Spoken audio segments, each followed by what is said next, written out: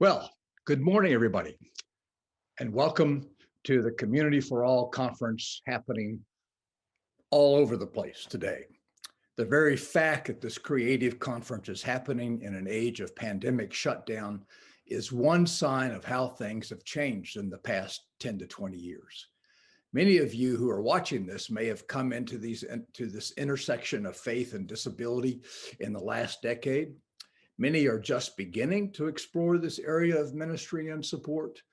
Others of us have been around for a longer time with white hairs to prove it, but are continually delighted, amazed, and grateful that so many new ministries have begun, so many new resources created, so many explorations of faith and disability from the perspectives of theology, practical ministry, religious education, church history, and more, including from the social sciences, looking at spirituality and faith and its role. There are growing initiatives across the country, across the religious spectrum, multiple faith traditions, people within conservative and liberal components in those faith traditions, growing numbers and a wider reach of faith-based organizations that are helping congregations to become more inclusive, like Finn and others. What seemed like a desert a long time ago now begins to feel like a garden with new harvests every week. The fact that the Faith Inclusion Network partnered with the leaders of the National Jewish Disability Awareness and Inclusion Month to create this weekend at the end of February and drew in other denominations and traditions is just but one example. It was during one of the Zoom planning meetings for this Community for All event. I think it was Shelley Christensen who said, this really feels like a movement. Yes, but we all also continue to hear about organizations that have done surveys of congregations within a faith tradition or within a given geographical region and find that many congregations have not moved much beyond a ramp, accessible bathrooms, hearing loops, or large print, even if they've gotten that far. We continue to hear voices and stories of people with disabilities and their families about not feeling welcome at a congregation, or worse yet, feeling excluded. Almost all of us have had the experience of putting on a workshop or a conference with great enthusiasm and having few takers. So we know deep down that there's lots of room for many more laborers in this field. But Shelley's comment took me back 30 years ago to a conference we held in Rochester, New York. My role then was as a coordinator of religious services at a new developmental center that was a way station, bringing back adults with intellectual and developmental disabilities from large old institutions out in the country back into cities and towns where they had come from. My role was to work with congregations and people as they moved out into group homes. We called our event, our multi-faith event, Merging Two Worlds. What happens when these two worlds come together? And we held it at the Jewish Community Center, which had been very creative in its programming. On a prayer, we invited Parker Palmer to come and speak, who had just begun to write about community and hospitality to strangers, and hospitality with strangers. His keynote, which is viewable online and on the Collaborative on Faith and Disabilities website, is still one of my recommended go-to resources.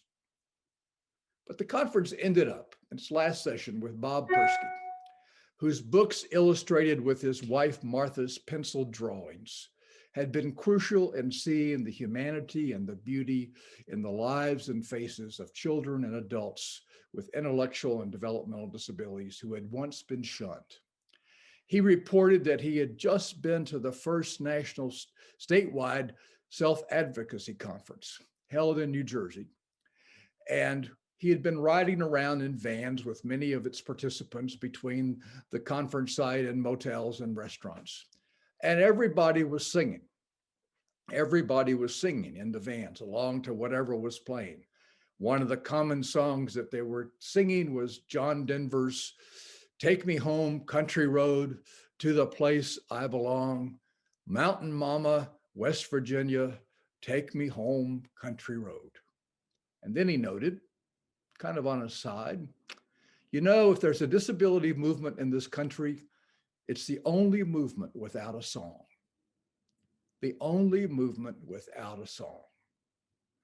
That grabbed my imagination and my heart. As an American Studies major, I knew that all the major labor movements, patriotic movements in war times, protest movements, and civil rights movements had songs. I'm a terrible singer, and I don't play an instrument. But my congregation at the first old country institution that I worked in as Protestant chaplain taught me it was okay to sing with all you had just because that's what they did, and they loved music. At the Rochester Center, we invited choirs from congregations and people from the congregation to come and be with us on Sunday afternoon or Friday afternoons so that our folks at the center could know they were part of a larger group of people, kind of the wider church or the wider Jewish community. Community for All then meant that my friend Kim, who came to our Sunday afternoon services on a stretcher because of her hydrocephalus condition, it meant that she would have a volunteer, a new friend, standing next to her, putting up her hand so she could clap one hand against it because Kim couldn't reach around to clap both of her hands at the same time. Sometimes we had a small choir at the center, which sometimes returned the favor by going out to sing in some of those congregations. I could tell you some stories out of those days. But Bob Persky's comment became a metaphor for me in about what and where were the underlying themes, the tunes, the roles, the spirit in the movement toward community. So for about a decade plus, I played around with a talk, especially tailored for more secular audiences called What's Our Song?, in which I tried to get at the need for heart, commitment, spirit, feeling, and vision in the work we were doing. Recently, I went back to that theme a bit in a piece I wrote on the role of music in ministry with people with intellectual and developmental disabilities and with dementia. It got me thinking all over again. We still don't have the songs out of the disability movement that define it in the way We Shall Overcome did for civil rights. But there are multiple ways in which other languages of community do enliven what we're doing. The languages of symbols, poems, art, dance, television, novels, drama, and stories. They've all helped disability movement to become more holistic rather than being seen and interpreted solely through the lenses of health sciences or human rights. I wager all of you know something about the power of music in your program and ministries. Now, I am neither a musician nor a music theory person, so I have no credentials. But think about it. What does it do? First, it's an act of community, celebration, and fun. You don't have to have a good voice. I am Exhibit A. You can sing non-verbally in all kinds of ways, which is usually the way my wife prefers that I sing on Sunday mornings in church. Everybody can participate. People and groups have their favorite songs. Through music and songs, spirits move, lessons are taught, community is felt and created. Some of you who have inclusive worship services in the array of worship styles offered in larger congregations on a Sunday morning have told me that their music and their participatory services attract people they did not expect to come. It's almost like people walking by said, "That group sure is having fun. I wonder what's going on."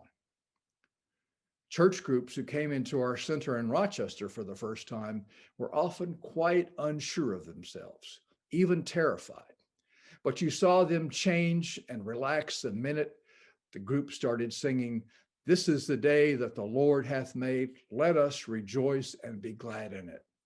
And especially with the verse we coined at the center, "We are the people that the Lord has made. Let us rejoice and be glad in us." It's no wonder that John McKnight said, "It's only in community that one hears singing." What fun it would be to talk within and among our ministries about the favorite songs and why are the favorites in our particular group or place. Second, while music draws people into community and celebrates the community that's there, it also captures and expresses the whole of who we are. Whatever we may be feeling, there's probably a tune and song for that. There are songs of joy, songs of grief, songs of searching, songs of friendship, songs that question what's happening in the world, songs that question what God is doing and where God is. In the Bible, those psalms are called laments, lamentations. And in the South, they're called the blues, sacred in many traditions. There's music and song that bring peace, quiet, and stillness. Songs that want you to be loud and move. Music and songs like the languages of rituals, poetry, art, painting, drama, and stories get us all out of our heads and into the whole of who we are. Being heard, being loved, giving our voice, our own voices, all just as I am, is a renewal of body and soul, spirit and commitment. Then third, music and song moves us forward and out into the wider community. Think of them as marching songs, songs that inspire us to action. All of you have already been committed to the call to search out and invite people who've been marginalized. Finn member, poet, and blogger Laura Robin said it in her blog last month. Go means gather. See who exists beyond the wall, outside, the stranger, the marginalized, stigmatized, ones the world leaves behind. Please don't wait for us to arrive. We might be late. We may be stuck, feeling forlorn or forgotten, invisible, small, inferior to all. Hint, that's not all of it, just an appetizer. So you can go look up the whole thing. Laura Robb. But I also want you to think about the strangers that you're inviting as being the people who don't get or resist what you're doing in inclusive ministries. Songs with a vision and an invitation for them to be part of the community we feel called to become, and which our respective traditions call us to become. The whole people of God, a house of prayer for all peoples, the body of Christ where everyone has a place and a part, the Ummah, the mirror image of a heavenly assembly. However we talk about it, it's not that we just want others to be inclusive. We want them to know that they already have a place in the vision of faith and community that you and I talk about, celebrate, and experience and live. They just don't know it yet, nor what they're missing. Or to put it in another way, a little harsher, Elizabeth Hastings in Australia once said, "I'm included because God included me. I should not have to justify why I should be included. Others should have to justify why I should be excluded. Others should justify why I should have to be excluded." There are also songs and music of hope, ones that sustain you in your outreach, mission, and vision. There's a little song we sing every week in the University Presbyterian Church in Austin, 3 times, same verse. God welcomes all strangers and friends. God's love is strong and it never ends. See, told you, can't sing, but I'll spare you the other two times. I can't tell you, though, how many times that's turned up as an earworm for me, defined what by psychologists as an involuntary musical imagery. Think about that, involuntary musical imagery. Or, in other words, a vision of hope that springs from a place beyond our thinking, something we might call our soul. But then you know what happens. You get invited to speak somewhere and nothing seems to happen. You plan a great workshop or conference, not many come. You end up, as we too often say, preaching to the choir. You hear the no's to request for funding or staff support. You've started an excellent ministry, but the strain of finding funds or volunteers to keep it going or grow it simply wears you down. As a person with a disability or a family, you may say, okay, we're going to try one more congregation, but the everyone welcome sign out front is not repeated or mirrored by the actions once you get in the door. You may hear too many of those stories from individuals and families, and it gets hard to carry them all around with you in that kind of sack that's in your heart. The songs and spirits can get you moving, but then we run into walls, all kinds of walls, quicksand or deep holes, and the movement seems to stop. Perhaps it comes when you try to work with public service systems or agencies. They're all ancient feelings and laments. How can we sing the Lord's song in a foreign land? There's an underlying song in much of the public service systems, also a kind of lament, that sounds like this. And here are the parts. You may know them, said or sung in different ways. Families have a verse. It goes like this. Where do you go? Where do you go? You got to fight Gripe Sue. You got to fight Gripe Sue. Where do you go? Where do you go? Professionals have a verse, and too often it sounds like this. This is the way, if you'll do as I say, if you do as I say. And if they don't, not their problem. And people with disabilities and family members then have another verse, or people with disabilities especially. Too often it's the last verse. And it goes something like this. When all else fails, will you listen to me? Will you listen to me? It's great fun to be part of a movement and energizing. But what happens when you feel like the music is dying? Here are several suggestions. First, don't go out alone. Disciples were sent out 2 by 2. And for us especially, don't go out without a family member or a person with a disability to speak with you if you can. They can share their stories in ways you never can. One of my favorite songs from the Havarim, or the Friends program at the Jewish Community Center in Rochester, was, don't walk in front of me, I may not follow. Don't walk behind me, I may not lead. Just walk beside me and be my friend, and together we'll walk in the way of God. Just because we love music and songs and what we do doesn't make all of us good soloists. Go together. Go together. Second, remember that for many, the vision of community you hold and represent feels like a foreign land, and they are very unsure if they want to travel there because of the risk and dangers involved. They don't know how to speak the language. That's partly why it's so important to bring someone with you. They get to be real, speak their own voices, which others can hear, and you get to model ways of interaction that can help others trust their own capacity.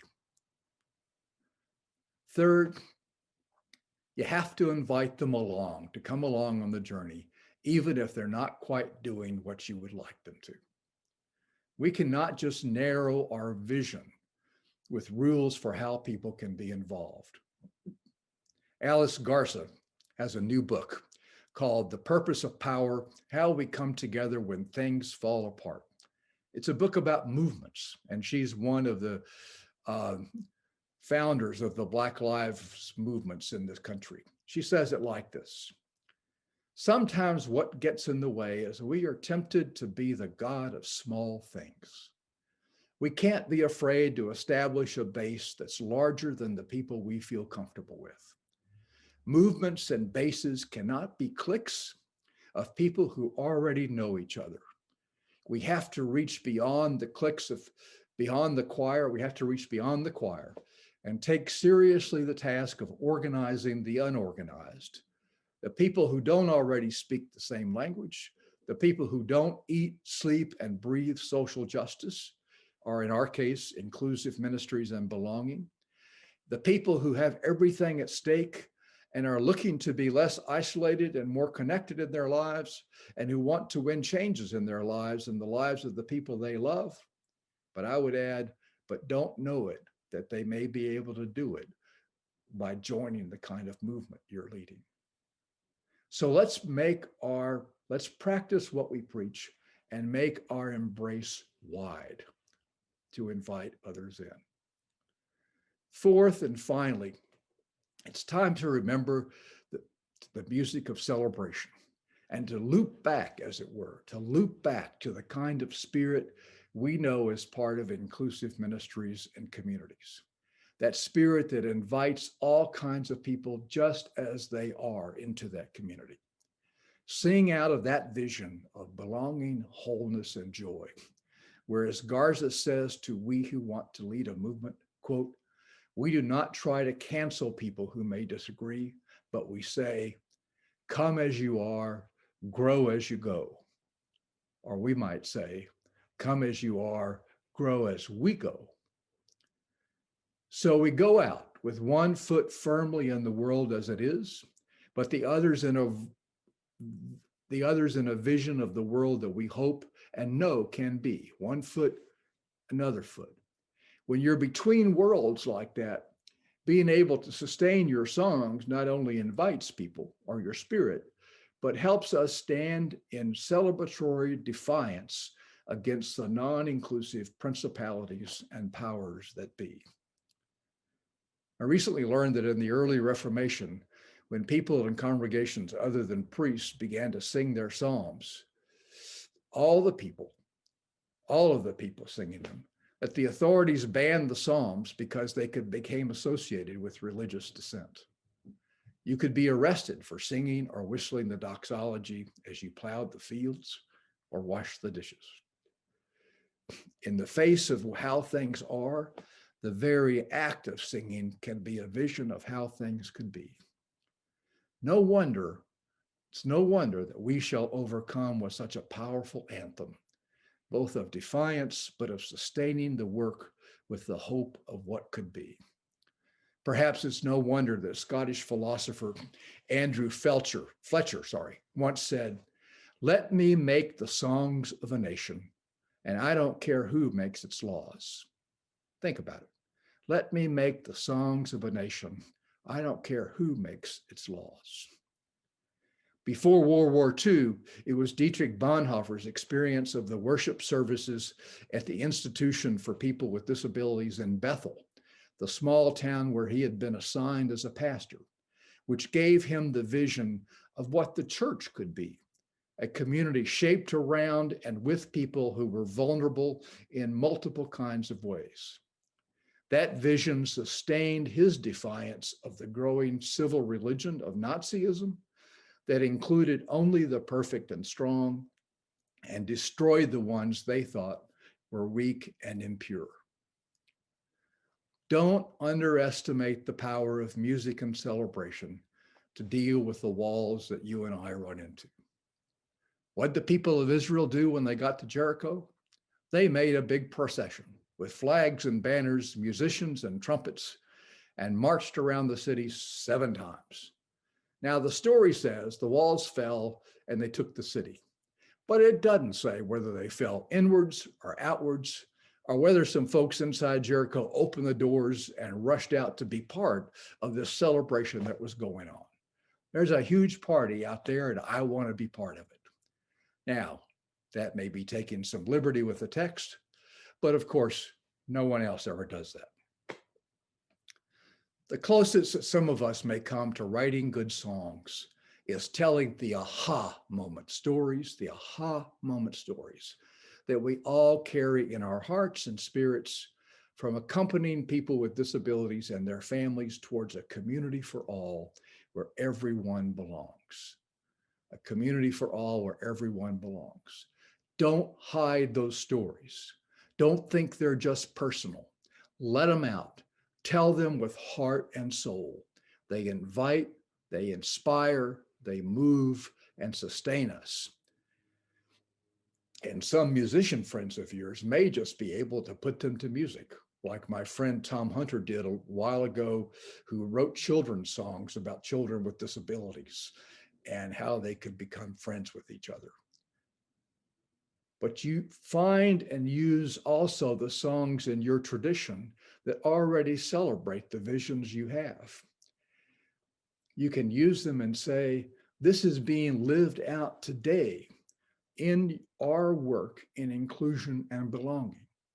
They can be songs of grace revealed, the wonders of diversity, redemption of lives once considered worthless, reconciliation between individuals and families and a congregation and their God, and visions of hope for a community that for all of us know is possible, one where everyone belongs, everyone grows, and everyone sings, even me. An American folk song says it simply and clearly. All God's people got a place in the choir. All God's critters, got a place in the choir. Some sing low and some sing higher. Some sing out loud on the telephone wire. And some just clap their hands or paws or anything they got now. Finn director Karen Jackson wrote her own song for the last Finn conference in 2019. Part of the verse goes like this. I belong, you belong. We all belong because we're made for community.